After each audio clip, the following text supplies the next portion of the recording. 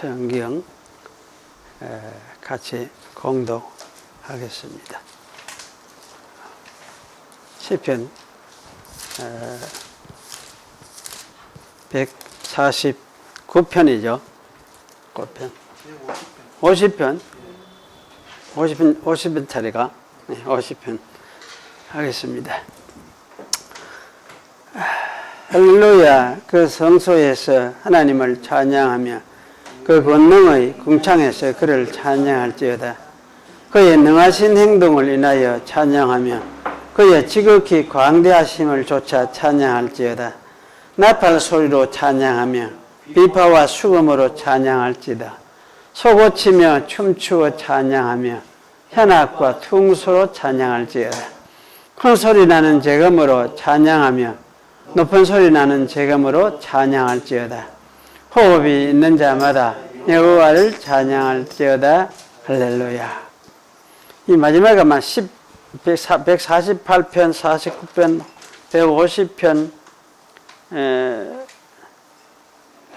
이 앞에도 147편, 6편 이런데, 하여튼 이 뒷부분 그 10편은 아마 성전에 유대인들이 올라가서 예배를 드리고 또 마치고 하는 때에 이래 찬양을 이것까 했는지 모르겠다. 그런 생각이 또 들기도 합니다. 그리고 이제 마지막 종합적인 이 찬양을 이렇게 하고 하는 거는 시편 전체가 사실은 하나의 이제 어떤 정리된 그게 있는 것 같잖아요. 이 찬양은 하나님께 모든 걸 일단 찬양하는 마지막 하나의 마무리는 찬양이다. 뭐 이런 이제 글을 가지고 마지막으로 이쪽으로 편집을 해가 한 것 같고, 그 앞부분에는 이제 맨 앞부분은 주로 다윗, 맨 첫 권하고 둘째 권까지는 거의 다윗이 주로 많이 기록을 했죠. 그래서 다윗의 시편이 거의 주로 많이 되어 있고, 다윗의 시편에서는 사실 다윗이 고난당하는 거, 쫓겨다니는 거, 뭐 이런 것으로 이제 부르짖는 그런 내용, 그래서 하나님께 구원을 요청하고 하는 이런 내용들이 이제 주로 내용이었고, 그리고 이제 아마 둘째, 셋째 시편쯤부터는 아마 이거는 이제 조금 하나님의 영화로우심에 대한 그런 부분이 또 나타나는 것 같아요. 그래서 이제 이런 부분하고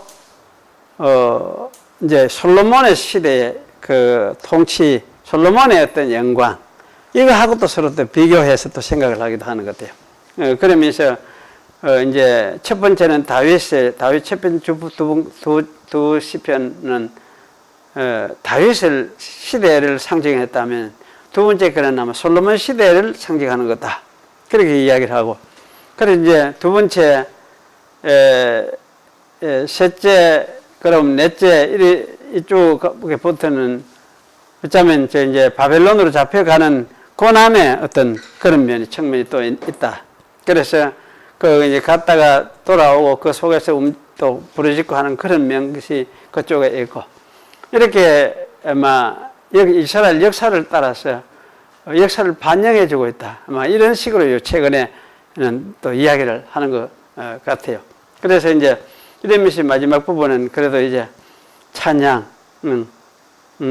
이렇게 하는 거는 하나님께서 이스라엘을 통해서 결국은 자기를 드러내시고 영광을 드러내셨으니까 그것을 아는 사람들이 이제 찬양을 하는 그것이 옳다, 이런 어떤 의미를 보여주는 거다.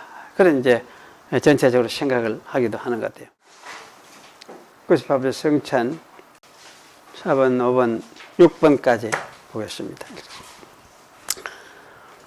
사적인 미사, 즉 성례를 사제나 기타 다른 사람에게 혼자 받는다든지 또는 잔을 일반 회중에게는 나누어 주지 않는다든지 떡과 포도주에게 절을 한다거나 숭배할 목적으로 높이 치켜들거나 아니면 가지고 돌아다닌다거나 혹은 그 7년만의 종교적인 용도를 위하여 그것들을 남겨주는 일이 있다고 하면 이 모든 것들은 이 예식의 본질에 대해서 뿐만 아니라 그리스도께서 이 예식을 제정하신 본래의 뜻에도 어긋난다.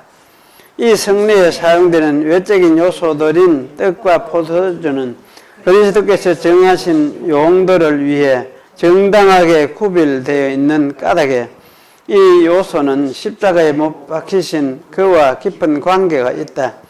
그 관계는 참된 것이지만 상징적인 것에 지나지 않는다. 그 요소들은 때론 그것들이 나타나고 있는 것들의 이름,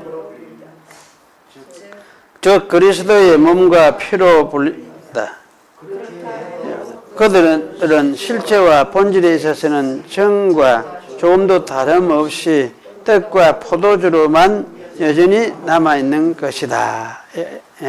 세 번째는 신부가 축사하거나 또는 다른 방법을 통해서 떡과 포도주의 실체가 그리스도의 몸과 피의 실체로 바뀐다고 하는 교리는 성경에 모순될 뿐만 아니라 일반 상식과 이성에도 모순되는 것이다.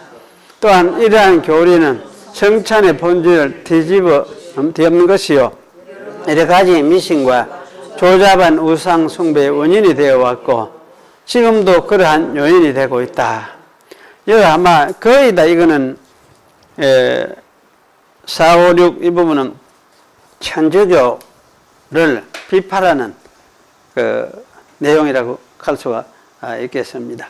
여기는 이제 보면 사적인 미사, 성례를 사제나 기타 다른 사람에게서 혼자 받는다든지, 이 사람 이제 급할 때 이렇게 천주교는 이렇게 하기도 하고, 사제가 직접 가서 혼자 있는 사람에게 이렇게 또는 환자에게 이렇게 하기도 하고, 이렇게 하죠.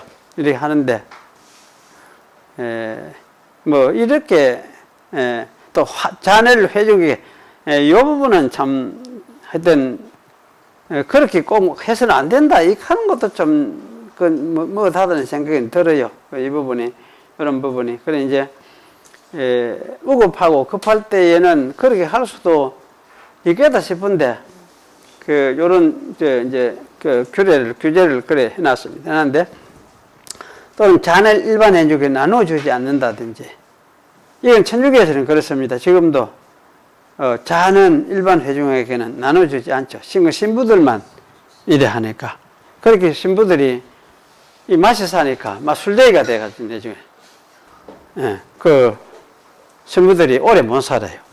술대기가 돼가 그래가 간이 나빠지고 뭐 이래가지고 막 일찍이 죽고 일찍 죽는 거는 좋지만은 그게 좋은데 그 교인들은 안 나눠주고 사제들은 자기들만 술을 먹다가 보니까 또 그런 일이 또 벌어져요. 그래서 신부들은 술을 하여튼 잘 먹어야 되고 그러다 보니 또 담배도 피고 신부들이 담배도 피고 이런 그 참 곤란한 문제에 좀 빠지는 것 같다 그런 생각이 들어져요.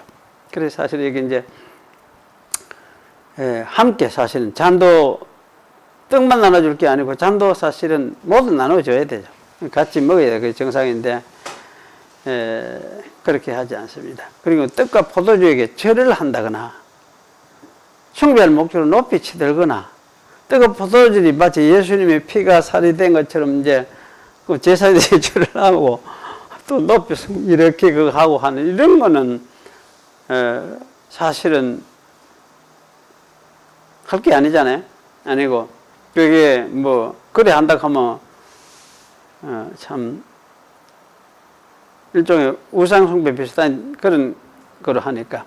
근데 이거를 이제 가지고 돌아다닌다거나 아이들이 가지고 그런 걸 이야기는 하는 것 같지는 않는데 아마 이걸 고의 아마 잘 간직을 하고 어떻게 다니는 부적처럼 뭐 이렇게 생각을 하면서 일하는지 그걸 모르겠습니다. 그러면 혹은 그 7년 만에 종교적인 용도를 위하여 그것을 남겨주는 일이 있다고 하면 이 모든 것들, 그래 이제 옛날에 우리 이제 촌에서는 한국에서도 이 성찬 떡 떼고 남은 거, 교회 그래가 남은 거는 그럼 우째하노? 무죄벌이 취급을 어찌해야 되노? 이래가, 이제 생각다가, 가만, 이게, 갖다, 뭐 되지요? 뭐 되지? 이렇게 생각을 하는 경우는 아주 좀, 뭐라 할까? 좀 진보적인 생각인 것 같고, 그래, 이걸 어디 나무 밑에가 흙에 묻었어요. 전에, 그 할 때는. 나무 뭐. 그래, 왜냐면 그건 이제 예수님이 살과 피를 상징한다, 이렇게 생각을 하고, 그걸 했다가 그걸 또 몰락하니까 좀 이상한 거지. 예, 이상한 거지. 그래서 묻고 했는데, 그래, 이제 그 의식을 행할 때는 의식으로 참 우리가 그걸 하면서 영적으로 교훈을 받고 하면 되고, 남으면 사실은 이제 먹어도 남은 그때는 이제 음식으로서 먹는 거죠. 예, 그래, 먹어도 사실은 상관이 없는데, 옛날에는 좀 그래 했던 것 같습니다. 그래, 이게, 이렇게 하는 게 참 좀 잘못하는 것이죠. 그래, 이 성례상의 외적 요소들을 떡과 포도주, 그리스도께 정하신 용도를 위해 정당하게 구별되어 있는 까닭에 이 요소는 십자가에 못 박힌 그와 깊은 관계가 있다. 그 관계는 참된 것이지만 상징적인 것에 지나지 않는다. 상징적인 것에 지나지 않는다. 요렇게 요 원어를 참 한번 찾아봐야 돼. 지난주에도 그 앞에도 상징적인 것을 이야기를 했는데, 상징적인 것에 지나지 않는다. 요게 보니까, 요게, 이제 실제로 영적 임재하는, 그 임재설하고는 조금 맞지 않는 그 문구 같은 생각이 들어져요. 그래서 그런 면에서 요거를 어떻게 조금 변화를 시켜서 어떻게 하면 좋겠다 생각이 드는데, 그 요소들은 때로는 그것들이 나타내고 있는 것들의 이름으로 불린다. 즉 그리스도의 몸과 피로 불린다. 그렇다 해도 그것들은 실체와 본질에 있어서 전과 조금이 다름없이 떡과 포도주만 여전히 남아있는 거예요. 떡과 포도주지 그게 실체나 실제로 예수님의 살과 피로서 바뀐 것은 아니다. 그래서 이 바뀐 것을 주장하는 게 이게 이제 천주교의 화채설이다. 그래서 이거는 이제 이걸 통해서 사실은 신부의 권위를 억수로 높여요. 이게 이제 화채로 변화시키는 그 순간, 이제 언제 그래 화채로 변화하느냐 하면은 신부가 기도하는 순간, 축사회가 기도하는, 그 이제 떡과 잔을 놓고 기도하는 순간에 이거는 그때부터는 이제 예수님의 피와 예수님의 살로서 변화를 한다. 이렇게 이제 천주교는 이야기를 하거든. 그러면 기도 안 하면 이게 변화가 안 돼. 기도 예수님의 피와 살로 변화가 안 돼. 그러니까 그만큼 기도 이 신부가 기도하는 이거는 그만큼 힘이 있는 거예요. 힘이 있는 거예요. 그래서 사실은 그런 이제 그 때문에 이 신부의 권위라는 게 굉장한 거죠. 축구하는 이 권위가 굉장한 거죠. 사실 그렇게 만들어 놨어요. 놨는데 사실은 그게 이제 일종의 신부를 참 하나님처럼, 안 그러면 아버지처럼, 파도를 익하잖아요. 아버지 익하는데 처럼 높이는 그런 하나의 원인이기도 하다는 생각이 들었어요. 그래서 그런 면에서 하여튼 그 조금 아닌 것 같다, 그런 생각을 하게 됩니다. 우리 참고를 하시고 그래 하시면 좋겠습니다. 우리 이제 개혁교회는 어쨌든 칼빈의 가르침을 따라서 아까 쯔빙글리가 상징을 뭘 이야기를 했는데 상징보다는 칼빈의 가르침을 따라서 이제 영적으로 임재하여 있다. 예수님의 피와 살, 예수님의 몸이, 부활하신 몸이 영적으로 임재해 있다. 영적으로 임재돼. 그런데 이 말이 참 애매한 것 같아요. 애매한 것 같은데, 그래도 곰곰이 생각해 보면, 영적으로 그분이 임재해 있다. 이거는 또 부정할 수 없는 사실이거든. 그러니까 이제 그런 측면에서 그럼 예수님 몸을 하늘에 있으면서 영적으로 임재해 있다. 이까지 말고 우리 이제 저는 그런 생각을 해봤어요. 하늘에 있으면서 땅에 영적으로 임재해 있다. 이까지 말고 예수님의 부활하신 모습, 자기 백성이 자기를 기념하고 살을 하는 거기는 그곳에는 어디든지 거기에 함께 임재해 있다. 이렇게 이야기하는 게 차라리 옳지 않느냐. 이제 그런 이제 이야기 생각을 해보기도 했습니다. 우리 이제 전에 최영신 목사님하고 우리 이제 김상희 목사님하고 저하고 같이 모여가 공부할 때는 이거는 하늘에 예수님은 몸은 하늘에 이래 있다 그렇게 놓고 또 그걸 영적으로 여기 임재해 있다 이렇게 놓고 이게 참 이해하기도 참 어렵고 애매하다. 그런 이제 말을 우리가 했었는데 차라리 하늘에 있고 영적으로 여기 임재해 있다 이렇게 하지 말고 그 영적인 몸은 영적인 몸이니까 그럼 여기에 자기 백성이 있는 그곳에 계신다. 여기 임재해 있다. 이게 하는 게 차라리 낫지 않느냐. 왜냐하면 부활하신 몸이 성령으로 함께 교회 안에 속에 계시겠다 했거든. 계시겠다 했으니까 저 하늘에 실제 그 부활하신 몸은 하늘에 실제로 있는데 여기에 영적으로 임재해 있다. 이렇게 하면 그게 말이 조금 이상한 게 되는 거죠. 그래서 사실은 그래보다는 오히려 함께 그럼 임재해 있는 거지.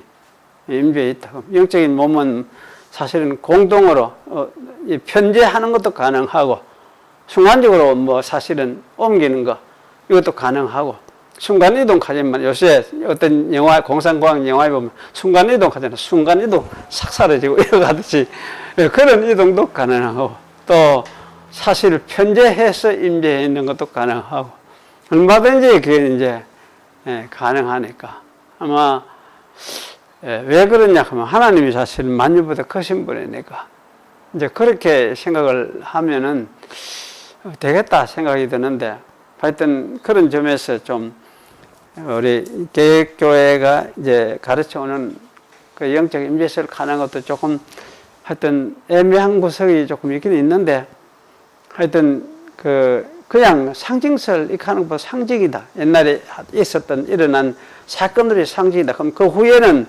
아무것도 연결되는 게 없고 그때 일어난 거로만 생각을 하는 그런 이제 이 말이 되니까 상징이라 하는 거는 그래서 사실은 그 상징이란 말보다는 영적 임재 이렇게 이제 생각하는 게 더 낫겠다. 그래 그 이제 막 논쟁하고 루터하고 쩌밀길하고 이래가 논쟁하고 이래가지고 칼빈은 이게 우주기는 나눠지지 않고 하나가 되기를 원했는데 칼빈이 나중에 생각해가 만든 게 그게 영적 임재설이에요. 두 개를 합쳐서 같이 이렇게 좀 하려고 융합을 해보려고 칼빈이 만든 게 그게 이제 생각한 게 영적 임재다. 이렇게 이제 만들었는데 그것도 사실 온전한 거는 아닌 것 같다 싶으면서도 그렇게 말할 수밖에 없었던 것 같다 싶기도 하고 그래서 이걸 우리 이제 폭넓게 어쨌든 어떤 말을 어떤 용어로 사용하든지 간에 전체적인 상황을 잘 우리가 파악을 하고 이해하는 것 그것이 참 필요하다 그런 이제 생각이 들어집니다.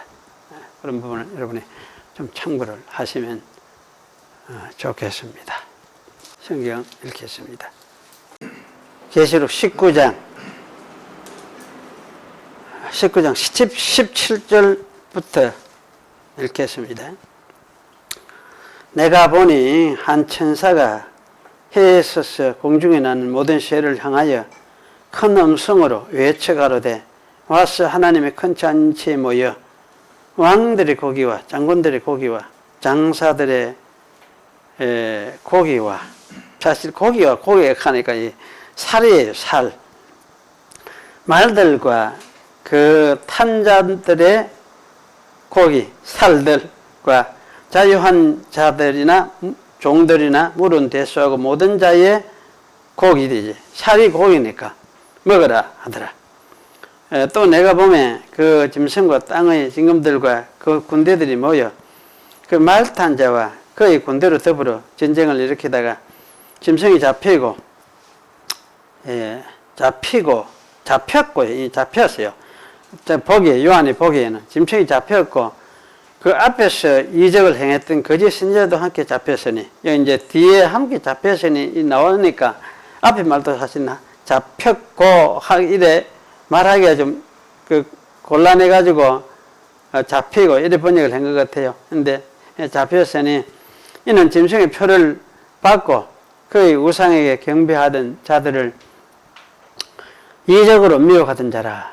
이 둘이 산채로 유황불 붙는 못에 던지우고 그 나머지는 말탄 자의 입으로 나오는 금의 죽음에 모든 새가 그 고기로 배불리우더라. 예, 거기까지 같이 읽었습니다. 잠시 기도하겠습니다. 하나님 아버지, 우리에게 주시는 교훈과 우리에게 생명이 되는 말씀은 또 성경으로 기록된 이 말씀의 문자적인 의미가 아니고 또 이 말씀이 함께 어우러져서 우리에게 말씀해주는 하나님의 영적인 그 진리, 이것이 우리의 약생명의 양식임을 다시 깨닫습니다. 옛적에 계시로 주셨던, 요한에게 보여주셨던 그 말씀을 읽으면서 오늘 또 우리 함께 생각을 하려고 하오니 우리 마음속에 이 말씀을 의미를 어쨌든 잘 깨닫고 이해해서 그런 가운데서 참된 이 말씀의 뜻을 우리가 바르게 잘 깨닫는 마음에 새기는 그런 시간이 되도록 해주시고 또 나오지 못하고 있는 사람들도 어디에 있든지 함께 하사 오늘 또 주님이 은혜로 함께 하시고 또 이 말씀으로 찾아가시고 또 이 말씀을 읽고 또 깨닫게 해주시고 그래서 주님 말씀 안에 믿음으로 확실히 서서 하나님을 살아가는 그런 주의 백성들이 되도록 은혜를 베풀어 주시옵소서. 이 시간도 성령으로 저희와 함께 하시고 또 저와 우리 성도들에게 동일한 은혜를 베풀어 주시옵소서. 말씀으로 풍성해지고 또 말씀을 깨달음으로 부유해지는 그런 우리 성도들이 되도록 주께서 은총을 베풀어 주시옵소서. 예수님의 이름으로 기도하옵나이다. 아멘.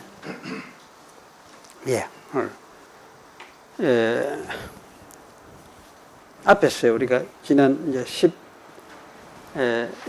19장 앞부분, 그렇게 1절에서 10절의 요 내용은 예수님이 이제 통치하시는 것, 그리고 하늘의 우편에 앉아서 가지고 통치하기 시작하시는 통치의 모습, 이걸 이제 보여주는 것이다. 그렇게 이제 생각을 할 수가 있죠.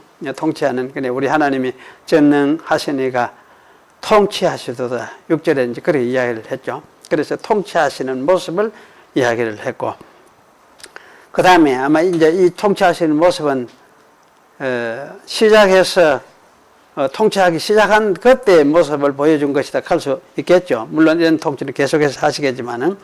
그 다음에 이제 11절부터는,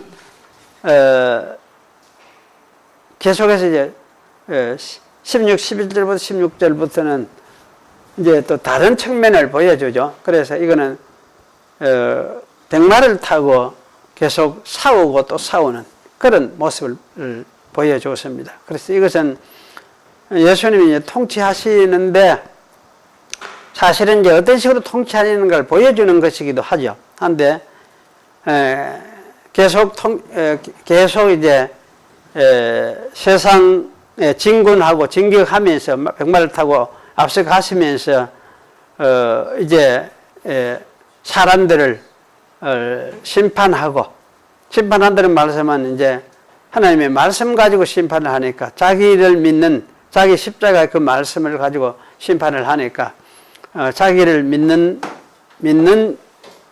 자와 믿지 않는 자를 갈라내는 그런 류의 이제 심판을 행하시는, 그래서 이것을 이제 백마를 타고 이거는 계속해서 진군해가는 그런 일을 하시는데, 여기 이제 만국을 치겠다. 이렇게 만국을 친다. 그리고 이 만국이라고 하는 거는 이제 성경에서 우리가 계시 역사를 이렇게 쭉 살펴보면 하여튼 이스라엘 예루살렘을 치고 나서 그 다음에 치는 이제 순서가 누구냐? 만국, 이방 나라에 역시 그 치는 그런 순서가 되거든요. 그래서 사실은 이게 만국을 친다는 이 말은 예루살렘을 치고 그리고는 또 만국을 치고 그래서 만국을 치는 것을 이야기하는구나. 그리고 이게 친다는 이 말이 사실은 이제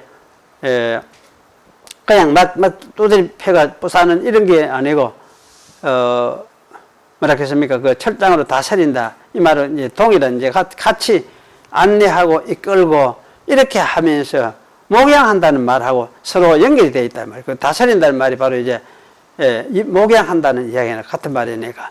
그래서 사실 만국을 친다는 이 말도 동일하게 이제 같은 의미로 서로 연결이 되어 있어요. 그래서 심판할 때는 심판을 하는데 구원할 자를 거기에서 구원해서 하나님이 자기 백성으로 구원해 내면서 인도해 내시는 그 일을 하신다.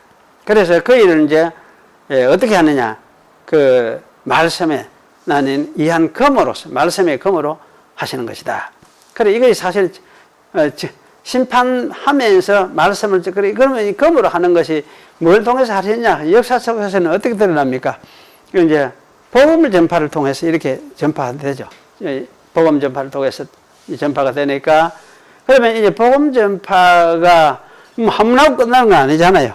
그래서 세상 끝날까지 내가 복음을 전해라. 내 정인이 되어라. 이렇게 말씀하신 말씀처럼 사실 이거는 이제 아마 만국, 이방 모든 나라, 이스라엘 외에 모든 나라를 이와 같이 이런 식으로 이제 그 복음을 전해서 구원할 자를 구원하고 그렇지 않은 자는 이제 심판하고 심판을 위해서 분리하고 이렇게 해서 하시는 일을 이야기를 하니까 그리고 이게 사실은 백마탄자 이거는 예수님 그러면 초림해서 예루살렘 심판하고 부활하신 후에 이제 그래가 나중에 예루살렘 심판하고 그 후에 만국을 심판해 가는데 어디까지 이제 땅 끝까지 세상 끝까지 모든 민족에게 만국 여기 만국하는 말이 에스네이크 하는 말이 이제 요새처럼 큰 나라를 이야기하는 것도 아니에요. 그냥 한 일 지역에 쪼매난 그 족속 가문 한 몇백 명, 뭐 200명 되기도 하고 한 5, 60명 되기도 하고 요새 같으면 우리 교회 같으면 요것도 하나의 가문이고 뭐 이웃 교회 가면 저도 하나의 가문이고 그게 이제 영어에서 트라이브 하잖아요. 그 이제 그런 그 개념이 사용이 되는데 그런 족속들을 다 이야기해요. 그게 다 이제 하나의 나라로서 한민족으로서 족속으로서 가문으로서 되니까 그런 이제 다 이야기를 하니까 그러면 이런 일을 이제 언제까지 세상 끝날까지 주님이 오실 때까지 예수님은 이런 일을 해야 되죠. 하시는 것이고 그래서 사실은 여기 이제 백마 타고 진군하는 이 일은 그 예루살렘 심판 후에 그 후에 역사 속 인간 역사 속에서 사실은 끝까지 세상 끝날까지 계속되어지는 그런 일을 말씀하고 있고 그래서 사실 이거는 이제 19장부터 이거는 예수님 초림부터 세상 끝날까지 이렇게 이야기를 할 수 있죠.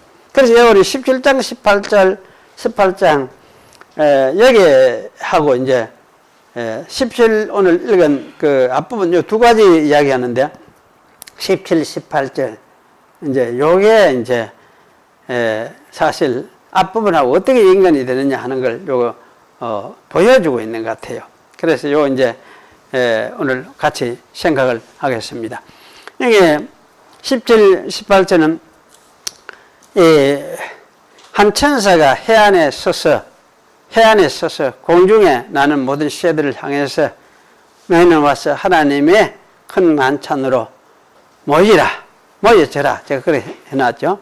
그 해라는 해는 서양 신화에서는 무엇입니까? 전부 신이에요. 신. 서양 신화에서는 그 최고의 신이죠, 사실은. 그래서 이제 헬라 말로서는 이제 헬리오스 하기도 하고, 라틴 말에서는 솔이 이제 노래 뭐 오솔레미오 하잖아요. 그거 이제 솔이 그게 다 태양이에요, 태양. 다 신한데, 근데 여기서는 이제 이 하나님의 천사가 심판을 지휘하는 하나의 지휘소예요, 지휘소. 그래서 태양은 하나님이 창조하여서 도구로 사용하는 하나의 지휘소고 물체이고, 그렇기 때문에 그건 신이 아니다 하는 걸 이제 더 보여주는 것 같다, 그런 생각이 들어져요. 그래서 거기는 잘못하면 그 신이 있는 게 아니고 하나님이 그 천사가 서가지고 오히려 세상을 심판하는 지휘소로 하나의 자리에 불과하구나, 뭐 이렇게 이제 인정하도록 만들고 있다, 그런 생각이 들어집니다. 그래서 이런 태양을 천사가 여기 이제 지휘소로 삼고 있으니까, 그러면 이 태양의 영향을 억수로 사람들이 많이 받죠. 온 세상이 태양의 영향을 받는 것 같으니까 옛날 사람들을 생각해 봐도 이 태양은 대단한 것이다, 모두 이렇게 이제 태양신 숭배하는 것, 이게 사실은 옛부터 세상 어디든지 태양을 숭배하고 있어요.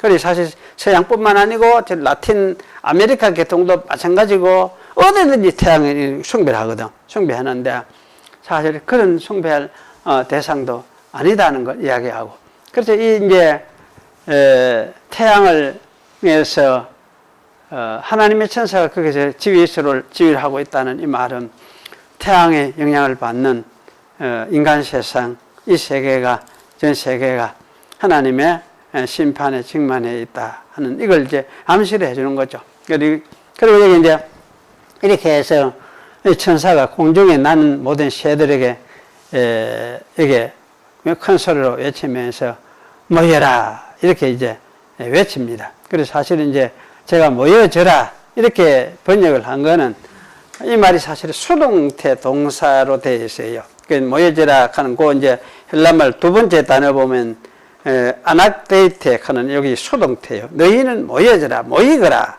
이렇게 할 수 있고, 앞에 말은 이제 오너라, 듀테 하는 오너라 이런 말이에요. 그러니까 이제 하나님의 큰 만찬에 너희들이 모여라, 만찬으로 모여라 이렇게 할 수도 있고, 만찬을 먹기 위해서 모여라 이렇게 할 수도 있고, 그렇게 할 수가 있습니다. 그리고 이게 다 이제 수동태로 다 되어 있어요. 그 YLT 하는 영어 성경 이 표준적인, 오래됐지만 표준적인 번역을 할 수 있는데, 이거는 수동으로 번역을 해놨어요. 그래서 be gathered together 일어났죠. 근데 이제 천주교에서 사용하는 70인역이 아니고 라틴어 성경 불가타도 콩거레 가미니 내가 이게 이제 수동태 동사예요. 너희들은 모여져라. 어디로? 아드 째남 마그남 데이, 하나님의 큰 이 만찬에 모이라, 이렇게 모여져라, 이렇게 이제 이야기를 하고 있어요. 그리고 사실은 이 수동태로 이렇게 하는 게 이게 사실 어떤 근거가 있다는 걸 알 수가 있죠. 그래서 사실 이게 천사가 이렇게 말하는 거는 결국 이제 하나님의 음성이라 할 수 있고, 이 이제 천사는 하나님 그리스도를 상징하는 인물이다, 그렇게 생각할 수 있죠. 그래서 이 말씀을 따라서 온 세계 새들은 모이게 돼 있고, 이제 그렇게 모여지게 된다, 이걸 이제 말을 합니다. 그래서 이 수동태는 히브리 말도 그렇고 헬라 말도 그렇고, 어떤 데에서는 이제 현대로서 보면 자동사처럼 이렇게 읽어야 되는, 자동사로 이해해야 되는 그런 어떤 어법이 사실 있습니다. 그래서 이게 하나님이 말씀을 하셨으니까 말씀하신 그대로 새들은 앞으로 이제 모이게 되어 있다. 그래서 모이게 된다. 새들은 하나님이 말씀하셨으니까. 그거는 새들도 순종해서 그렇게 모일 수밖에 없다는 그런 이야기죠. 그래서 사실은 이제 이런 말씀을 우리가 이렇게 이해를 할 수 있습니다. 18절은 이렇게 모이게 된 이제 목적, 왜 모이라 했느냐? 그게 이제 먹도록 하기 위해서죠. 그래서 먹을 대상이 뭐냐? 아까 고기들입니다. 고기들인데 왕들, 장군들, 장수들, 이게 장수들을 안 하고 뭐라 했죠? 18절에 장사들, 나는 장사들 하니까 또 요새 장사하는 사람은 장사 생각을 했는데 장사가 아니고 사실 장수들, 힘센, 억수로 힘센 장수들을 이야기를 해요. 장수들, 그리고 말들, 말 위에 탄 자들, 자유한 자들의 종들과 크고 작은 자들의 살들, 고기들이죠. 그래서 사실은 이거 여기 뭐라? 그럼 고기들이 넘쳐나는 그야말로 대만찬을 이야기를 합니다. 그리고 이 고기라는 말은 헬라 말이죠. 고기라는 말은 이제 헬라 말은 삭스거든. 삭스인데 삭스는 성경에서 사실 육신을 상징하는 말이에요. 이 육신을 육을 상징하는. 그런데 이 만찬은 이제 예루살렘 아마 멸망할 때의 사건을 이야기하는 것은 아니다 생각이 들어요. 왜냐하면 이게 왕들이라든지 장군들과 장수들, 말탈 탄 사람들, 뭐 이런 표현들은 예루살렘 멸망할 때 예루살렘을 치료한 그 로마 군들한테도 잘 맞지를 않는 것 같다는 생각이 들고, 또 특히 예루살렘 유대인들 그 방어했던 그 사람들한테도 맞지 않는 것 같다는 생각이 들어요. 그 유대인들은 사실 여기 뭐 왕들이라든지 장군들이라 하지, 장수들이라 하든지 이렇게 할 사람들이 별로 없었어. 그럼 그 민병대였으니까. 그때는 당시에는 민병대이고 민병대 지도자들이 한 서너 명 있었으니까 이런 식으로 말할 근거도 없는 것 같아. 그래서 사실은 이거는 주 70년 예루살렘 멸망사건하고는 맞지 않는다. 이런 생각이 들어져요. 그러면 이제 이 17절, 18절에 이 대만찬 사건 언제 일일까 하는 질문을 하게 되죠. 그래서 저는 이거는 아마 예수님의 부활 성천, 그리고 하나님 우편에 앉으셔서 예루살렘을 심판하신 후부터 아마 열방 민족들에게 있을 일들이라 그런 생각이 들어집니다. 그 열방 민족들에게 결국은 있을 전쟁에 대한 그 심판에 대해서 이야기하고 있는 것이다. 그런 생각을 하게 됩니다. 그 이유는 첫째는 우리가 이제 흰말을 타고 앞장서서 군대를 이끄시는 그런 이제 그 예수님의 모습을 우리가 생각을 하면서, 그래서 이것이 이제 부활 성천해가지고 하나님 우편에 앉으시고 예루살렘을 심판하신 후에 재림 때까지 이방을 심판하니까, 이방의 복음을 전하면서 이방을 심판하는 일을 하시니까 사실은 이거는 이방에 대한 이야기로구나, 그 후로 되어질 일이구나, 이렇게 생각을 할 수밖에 없죠. 그래서 거기서 복음을 전하고 또 거기서 구원할 자를 구원하고 심판할 자를 심판하고 이렇게 하시는 것을 말하는 것이 틀림없다. 그래서 여기에 왕들, 뭐 이런 장수들, 사령관들, 이런 사람들, 이 이야기는 이스라엘 군대도 아니고 로마 군대도 아니고 그 후에 아마 이방 나라를 다 치면서 일어날 그런 군대의 일종의 죽음이라 할까? 죽음을, 육신의 죽음을 가리키는 것이다. 이렇게 이해를 하는 것이 옳겠다. 그런 생각이 됩니다. 두 번째 또 이유는 천사가 해 가운데 서서 큰 소리로 지휘한다는 것은 해 아래에 있는 세상을 심판하는 뜻으로 이해를 할 수 있습니다.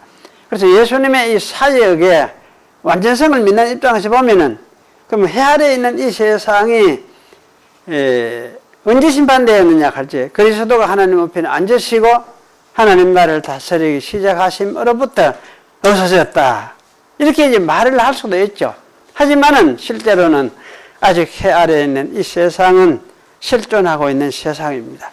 그래서 이 세상이 완전하게 끝나고 하나님 나라가 완성되는 것은 재림하여 오셔서 대심판을 실행하심으로써 이루어지는 일이라는 사실이 또한 분명합니다.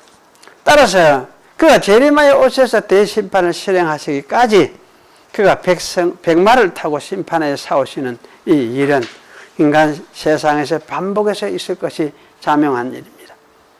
그래서 참 그를 대적하는 자들이 고기들, 육신의 죽음, 이것이 이제 반복해서 일어나죠. 말씀의 검에 의해서 반복적으로 인간 세상에서 발생해야 하는 것이 틀림없습니다. 그래서 이런 사실들은 여기서 이 고기들의 만찬이 일시적으로 한 번 사건으로 막 있을 게 아니고 재림 때까지 반복적으로 일어나는 사건들, 복음을 전파되는 가운데서 반복적으로 일어나는 사건들, 일어나는 것을 말해 주고 있습니다. 그러므로 이 부분은 초림 때 사건, 특히 아마 예루살렘 멸망 사건과 심판을 이어서 이제 긴 역사적인 어떤 역사를 우리가 내다보고 이런 말씀을 하고 있구나. 이렇게 이제 생각을 할 수밖에 없겠다. 그런 생각이 들어요. 예수님 재림하실 때까지니까, 초림부터 재림하실 때까지. 이렇게 이제 생각을 할 수밖에 없겠다. 그런 생각이 들었습니다. 그래서 그리스도는 이 세상, 해 아래 있는 세상이죠. 이 세상 심판이 완성되기까지 아마 그의 전쟁을 계속하실 것이다. 이건 틀림없죠. 그리고 마침내 완성시켜서 이 부활과 성천과 하나님 우편에 앉으셔서 통치를 시장하심으로써 이걸 완성시켜 내실 것이다. 이걸 이제 완성을 보정을 하셨어요. 보정 사건이 무엇이냐? 예, 성령을 보내신 사건이에요. 성령. 그래서 성령을 보내셨다는 말은 하나님 우편에 그분이 앉으셨다. 이걸 또 뜻하는 것이고, 하나님 우편에 앉으셨다는 말은 그분이 통치하기 시작하셨다. 이걸 이야기해 주는 것이고. 그래서 이러한 것이 뭐냐? 이거는 미래에 이런 나라를 예수님이 이제 완성시켜 내겠구나. 이걸 보정해주는 하는 그런 보정 사건이고. 그래서 여기서 이게 전부 연결이 되어 있어요. 연결이 있어요. 그래서 이게 이제 이 성령을 통해서 앞으로 이걸 이루어낸다. 이걸 보정해주는 것이 성령 보내는 사건이니까. 그러면 이것을 우리가 이제 믿는 것이죠. 믿는 사람은 사실 이런 사실을 믿는 거죠. 그리스도를 믿는다는 것은 그리스도 그가 이런 일을 앞으로도 하실 것이다. 이루어내실 것이다. 이걸 이제 믿는 게 그리스도를 믿는 거 아닙니까? 그래서 우리 믿음의 도리락하면은 믿음이 하늘 그분이 앉으시고 하늘 우편에 앉으시고 통치하시고 다스리고 그것을 끝 이게 아니고 그분이 이제 거기 앉으셔서 계속해서 이 세상을 이렇게 하나님 나라로 완성시켜 내실 것을 믿는 것이다. 그래서 지금 그분이 그 일하고 계시는 그것을 믿는 것. 그래서 우리는 그분을 이제 믿고 의지하고 우리가 살아가는 것이다. 이런 걸 우리가 이제 그리스도를 믿는 것이다. 이렇게 말을 하는 것이죠. 그래서 사실은 이제 이렇게 깨닫고 이렇게 믿는 이것을 뭐라 하느냐. 믿는 것을 충만하다. 이렇게 믿는 것을 충만하다. 그 충만이라는 거 이제 무엇이 충만하냐 할 때 이것이 성령이 충만하다. 이렇게 할 수 있죠. 이렇게 믿는 것을 이걸 받아들이고 있는 걸 성령이 충만하다. 이렇게 이야기를 할 수 있어요. 그럼 성령이 충만하다는 말은 결국 하나님이 이제 그리스도를 보내가지고 그리스도 그분을 통해서 하나님이 앞으로 어떻게 하실 일 것인지를 드러내셨으니까 그걸 이제 깨닫고 믿는 이것이 충만인 거죠. 그러니 사실 이러한 충만은 모든 믿는 자들이 다 함께 받아들이고 있는 믿는 것이고 그래서 이걸 뭡니까? 모든 믿는 자들은 이런 측면에서 충만하다. 이렇게 이야기를 할 수가 있습니다. 그러니까 골로새서 보면 그렇게 이야기를 해놨죠. 너희들 그 안에서 충만하여졌으니 이렇게 이야기해놨죠. 무엇이 충만해졌냐 할 때 하나님의 신성이 그때 충만해졌다. 이렇게 말을 해요. 그러면 하나님의 신성이 충만해졌다 이렇게 할 때 그 신성이 뭐냐 할 때 결국은 성령이 가르쳐 주신 하나님의 뜻 그걸 우리가 받아서 깨닫고 믿고 따르는 이것을 뭐라 하느냐 하나님의 신성이다 이렇게 이야기를 하기도 하고 그래서 우리가 신성하면 신되는 걸 말하는 게 아니에요. 우리 자신이 신되는 걸 말하는 게 아니고 우리 자신이 신으로 뭐가 변하는 이런 걸 말하는 것이 아니에요. 그래서 그렇게 말하는 그렇게 해석을 하고 하는 거는 이거는 뭐냐 조금 뭐랄까 신성에 대해서 좀 오해하는 잘못 이해하고 있는 것이다 할 수 있고 성령 충만에 대해서도 좀 잘못 이해하고 있는 것이다 이렇게 우리가 이해를 할 수가 있어요. 그래서 우리가 이제 이런 측면에서 믿고 따르는 걸 이걸 믿고 이렇게 하면 의지하면서 기도하면서 그분이 살아계시니까 또 그분께 기도하고 의지하면서 우리가 살아가는 이게 사실은 성령의 충만함인데 요새 성령 충만하면 어떻습니까? 이거하고 좀 안 다릅니까? 다 이렇게 깨닫고 이미 그 충만해 있다 이렇게 하는데 그러면 니 충만하냐? 이거네. 충만하냐? 얼마 전에, 며칠 전에 그랬어요. 어떤 목사님 전화해가, 박 목사님 성령 충만합니까? 이렇게 하더라. 나 충만해요. 이렇게 하니까, 그럼 충만해달라고 기도도 안 합니까? 충만했는데, 이미 충만했는데, 충만한 것과 아니 충만하고 이러고 하지. 그리고 기도 하려고 하는 건 충만해 줬으니까 충만해 달라고 기도할 것도 없다, 사실은. 믿음이 이미 그게 다 충만을 받아들인 게니까. 그래. 그 사람 이제 생각은, 어쨌든 우리가 믿기는 믿지만은, 내 충만해가지고, 어떤 힘을 얻어가지고, 이래 해가지고 막, 능력이 생겨나고, 이런 쪽으로 충만하다. 이런 생각을 하는 거예요. 생각을 하니까. 그래서 사실은 충만은 그런 것이 아니다. 충만은 개인에게 일어나는 어떤 뭐를 말하는 게 아니고, 이건 객관적인 하나의 계시 사건을 이야기하는 것이다. 객관적인 계시 사건. 이걸 충만이다. 이렇게 이제, 제가 이야기를 해줬는데, 아직 그건 잘 이해를 모두 못하는 것들이에요. 그러니까 이렇게 이해를 하는 사람들이 잘 없어요. 잘 없고, 이렇게 가르치는 사람 잘 없고. 그래서 사실은 이런 면에서 굉장히 혼란이 좀 일어나고 있는 상황이다. 그런 생각이 들어져요. 그래서 사실은 이제 이런 측면에서 좀 잘 우리가 이해를 하고 생각할 필요가 있습니다. 그리고 이제 19절에서 21절, 이거는 세 번째, 이제 내가 본 장면 세 번째죠. 최근 짐승과 거짓 선지자. 여기 또 나오거든. 그리고 산채로 유황불에 던져지는 사건이 나와요. 그리고 이게 이제 이 산채로 보면 이제 유황불에 던져지고, 나머지 따르던 사람들은 검에 죽고, 이제 그런 고기들의 새 밥이 된다 이렇게 했으니까. 그래서 여기서 이제 그러면 이거는 언제 일이냐, 참 어려운 문제가 생겨나는 것 같아요. 그리고 초림할 때, 예루살렘 멸망할 때의 일도 아닌 것이 분명한 것 같고, 왜냐하면 여기 이제 이게 유황불에 산채로 유황불에 던져진다 이렇게 하니까 멸망을 이야기를 하는. 그리고 유황불에 던져지는 이 이야기는 20장 여기 나오잖아요. 20장 7절에도 이제 보면은 천년이 찬다는 이야기가 나고, 이제 10절에 가보면 마귀가 불에 유황못에 던져오니 이렇게 했으니까, 거기에 이제 짐승과 거짓 선지자도 있다 이렇게 이야기를 하잖아. 그리고 이거는 거의 언제하면 마지막 사건 같은데, 마지막 심판 사건 같은 생각이 들어져요. 그러면 이 마지막 심판 사건 같으면 20장 10절도 이렇게 생각한다면, 여기도 유황불에 산채로 던져진다고 이렇게 하면 이것도 마지막 사건으로 생각을 해야 될 것 같다, 그런 생각이 들어집니다. 그래서 그러면 마지막 사건이면은 마지막 사건으로 이어가려고 하니까 어려운 점이 생겨나는 게, 그게 무엇이냐, 여기 이제 짐승이 또 나오고 거짓 선지자도 함께 던져진다 하는 말이, 이게 또 어려워져요.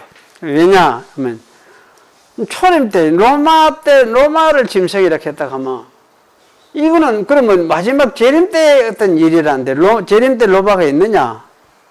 또 그때 재림 때 거짓 선지자는 있을 수 있겠다 싶은데, 그 로마를 갈 수 있겠느냐? 이렇게 이제 생각을 하면서 좀 어려워하는 그런 부분이 생기는 것 같아요. 그러나 사실은, 이제, 마지막 19절, 20절, 20절, 21절까지 이것이 우리가 마지막 세상 마지막에 어떤 현상으로, 사건으로서 생각을 하는 것이 옳다고 저는 그렇게 생각이 돼요. 그렇게 생각한다면은 여기서 말하는 로마, 요 거짓 선지자는 뭘 이야기하느냐 할 때에야, 로마는 사실 망했죠. 그 후에 망했죠. 예루살렘 후에 오래 망했어요. 그리고 이제 서로마 망하고, 또 동로마도 망하고, 동로마는 언제까지? 중세까지 왔잖아요. 1100년대까지 이제 그거 하고 망하고. 그래서 이건 전부 세력의 신이에요. 세력의 신인데, 이 로마가 망하고 나서도 사실은 이제 세력의 신들이, 세력을 지지하는 인간이 계속 그 로마식의 그 통치 체제를 따르는 것이 인간들이었어요. 그래서 사실은 그 나라들이 나누어졌으면서도 항상 제국이 되려고 애를 썼어. 그래서 이제 제국이, 그래서 제국으로 탄생하고 한 게 대표적인 게 러시아 그것도 제국이라거든. 제국. 또 옛날 독일에 갈 때 리튼 할 때 히틀러 그놈도 제국 때문에 그래갖고 또 중국도 역시 제국 하려고 하고 또 일본도 역시 저놈들이 뭐랍니까 제국 하려고 하는 저가 최고의 황제 제국. 그러니까 모든 것을 자기들이 다 차지해 저 한 말대로 세상을 다 이제 지배하고 다 만들려고 하는 그런 류의 사고방식을 가지고 있지. 그 지배 세력이죠. 그래서 이런 류의 지배 세력이 모두가 뭐냐? 제국에 해당돼. 그건 미국도 안 그러냐? 미국도 똑같아. 이런 식으로 똑같이 가지고 있어. 이거는 자유민주주의 가면서 제국 정신을 가지고 있어. 자유민주주의 제국주의. 그러니까 미국은 사실은 제국을 하려고 하면 자유민주주의 제국을 조탁하고 이걸 가지고 제국을 하려고 하면 미국은 희생을 해야 돼. 희생을 내가 세상 나라, 다른 나라에 가는 나라에 도와주고, 그야말로 섬기고, 이래야, 미국이 참 좋구나, 좋은 일을 하구나, 세상 나라가 그거 따라가지. 그런데 희생을 안 하고, 저거 이익만 생각하려고 하니까. 그렇게 이 미국 제국주의도 사실은 나쁜 짓을 하게 돼 있어. 자꾸 나쁜 짓을 하게 돼 있어. 저거 이익만 따지니까. 우리나라의 어려운 문제점이 바로 거기에 있어요. 미국의 그야말로 자본주의, 자유주의, 그걸 말하면 신자유주의 가잖아요. 그런 이제 정신을 우리가, 받아가, 그걸 자꾸 추종하고 따라가려고 하는데, 사실 그것도 바른 게 아니고, 그 제국주의예요. 제국주의 사고방식. 이런 류의 사고방식을 계속 가지고 인간은 세상을 지배하려고 하는 세력들이 자꾸 나타나는데, 그런 류의 세력들이 뭐냐, 다 짐승들이에요. 예. 그게 왜 로마가 가지고 있던 그 사고 체계를 계속 이어서 자기도 가지고 있으니까. 타락한 인간 본성에서 이것이 나타날 수밖에 없어요. 이런 제국주의가 계속 나타나요. 그리고 이제 사실은 이제 이 제국주의를 백킹해주고, 받쳐주고, 잘한다 하고, 이 칸은 사람들이 있는데, 그게 거짓 선지자, 종교가. 그러고 있어. 그 우리나라 종교, 우리나라 기독교, 이것도 저것도, 이게, 내가 볼 때 사회주의 짓을 너무나 많이, 이 거짓 선지자 짓을 너무 하게. 거짓 선지자. 그렇게 이게 지금 어딥니까? 러시아 정교. 푸틴 보고 러시아 정교가 뭐라하지 않잖아요. 왜 그러면 이카지를 안 해? 잘한다 이카고 입도 꼭 다물고 있자. 그것도 거짓 선지자. 그 이제 중국 기독교. 중국에 비판해서 하고 짓밟아 사니까. 사실 말 못하지. 꼼짝 못하고 있어. 꼼짝 못하고 있어. 일본 똑같아요. 일본 똑같아요. 일본 그 사무라이 하던 그놈들이 지금 정치를 잡고 이래 자민 우파를 만들어가 이래가 조직을 하고 저것끼리 통치하고 단하나물로 가는 그런 식의 통치는 우리가 하고 백성은 저 밑에서 백성 그저 너가 시키는 대로 우리만 따라라 이렇게 하고 황제 하나 천황 만들어 놓고 이거는 상징적으로 인물로 만들어 놓고 이게 일본 천황 종교예요. 모든 종교는 이 우리의 통치 천황의 다스리는 이 통치를 받아야 된다. 이게 일본의 사고방식, 우파들의 사고방식. 그래서 이제 동남아를 우리가 지배하면서 동남아를 서양 세력에서 해방해야 된다. 그것도 해방이 나와요. 그런 생각을 하면서 동남아 해방. 지금도 미국 첩보사 보고 우리가 해방시켜야 된다. 이 하는 거구자들이 있어요. 일본에서. 그런 사고를 가지고 있어요. 이런 것이 뭐냐면, 그런데 이 사고에 일본의 기독교가 다 따라가고 있어. 다 따라가고. 왜 그래 따라가느냐 할 때, 안 돼요. 그건 나빠요. 이런 소리를 못 해.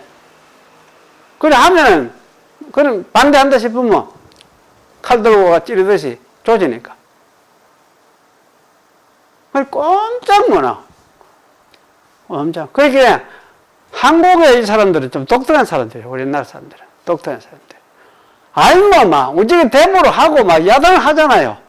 그래도 한국은 민주주의라 하면 또 내를 놔두거든. 이런데, 일본은 그거 하면 뭐, 이 우익파들이 좋아지니까. 공격을 하고, 테러를 하고, 이러니까. 그래, 사실, 기독교가 있지만은, 기독교가 말을 못하고, 꼼짝 못하고 그걸 복사해. 그게, 우찌무라 간조도 그런 일에 그 눈 감고 그냥 봉사를 했어. 우찌무라 간조도 일본에서 유명한 신학자거든. 그랬어요. 그 다른 이야기는 못해. 그 신학자들이 어디서 배웠느냐? 독일 히틀러 시대에 그거 가서 배워왔어요. 독일에 그걸 배워왔어요. 그래 왔어요. 그러니까, 그것도 따져보면 뭡니까? 거짓 선지자 갈 수 있어요. 내가 부산에 그 일본에 가 선교하던 선교 20년 동안 일본 교단에서 들어가가 일본 목사로서 거기서 목회를 하고 선교하고 하던 우리 한국 사람, 목사님이 그 있어요. 그분을 가되 꼼짝 못한대. 그 사람도 꼼짝 못한대. 누가 그랬다 전에 그랬다. 실제 그래서 한국에 일제 신사참배하던 사람 고생하고 나왔던 안 죽고 나온 사람들이 그때 조수옥 권사라고 있었는데 고신의 한상을 목사님하고 같이 그거 했던 사람들이에요. 나와 있었는데 그분을 살아 있을 때 데리고 일본 가가지고 교회 다니면서 너가 일본 교회가 정신을 차려야 된다면서 강의를 하고 너희들이 다 그랬다. 이렇게 괴롭히고 이렇게 우리를 고통스럽게 만들고 그랬다. 강의를 하는데 교인들이 듣기를 조용히 들어요. 그런데 아무 말 안 하고 듣는데 그 다음에는 그것을 끝이다. 더 이상 가타불다 더 이상 반응이 없어. 반응이. 그게 일본 상태라 그래. 그래 사실은 눌려 있는 거지. 눌려 있는 건데. 사실 그렇게 한다고 해서 눌린다고 해서 그 밑에 있는 사람들이 다 지옥 갈 것이냐 그런 건 아니에요. 그런 그 중에서 하나님 백성들이 그래도 용서하고 구원을 해 가시고 이렇게 하시죠. 하시는데 하나님이 그렇게 크신 하나님이신데 우리가 그거는 다 정지할 수는 없습니다. 없는데 그러나 사실은 이제 이 지배 세력 이것을 벗어나지 못하고 종교가 그걸 이제 쫓아가면서 잘한다 이렇게 하고 하는 이런 류의 사고방식 자체가 무엇이냐 모두가 거짓 선지자적인 사고방식이라 할 수 있어요. 그리고 우리나라 교회도 마찬가지. 교회도 이런 장면에서. 그래 한국 교회 기독교가 이상하게 너무나 이게 민주주의가 좋긴 좋아요. 자유민주주의 좋잖아. 근데 자유민주주의가 극단적으로 그 노코멘트로 난 내 자유대로 한다. 이 인간이 어떤 인간들이냐.